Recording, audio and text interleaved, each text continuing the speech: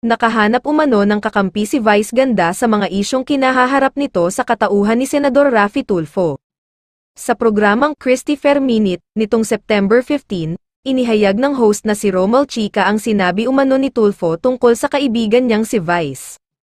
Ang sabi ni Senador Raffy Tulfo, hayaan natin ang ahensya ang magdesisyon, huwag tayong magsalita ng kung ano-ano, hayaan na nating ang ahensya ang magdesisyon sa mga kasong hinaharap ngayon ni Vice Ganda, ani Romel Chica. Sumang-ayon naman si Christy Ferman sa sinabing ito ni Tulfo. Dapat talagang ipaubaya ni Kuya Raffy, ni Senador itong problemang ito sa MTRCB, siya ay nasa Senado. Ang MTRCB naman po ang talagang itinalaga ni PBBM para magbantay po sa kalinisan, katinoan at pag-aalaga sa mga bata, saad ni Christy. Matatandaang matapos patawan ng MTRCB ng 12-day suspension ang It's Showtime, isang grupo naman ng mga umano'y social media broadcaster ang nagsampa ng kaso laban kina Vice at Ayon Perez. Kaugnay pa rin ito ng pagsubo ng iseng nina Vice at Ayon sa Isip Bata, segment ng programa noong July 25, 2023.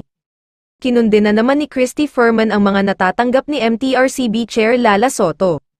Giit ni Christy, bakit si Soto ang napag-iinitan sa 12 araw na pagkasuspinde ng It's Showtime, samantalang mahigit 30 opisyal umano ng ahensya ang nagdesisyon nito, at nag-anhibit pa nga sa pagboto ang MTRCB Chair.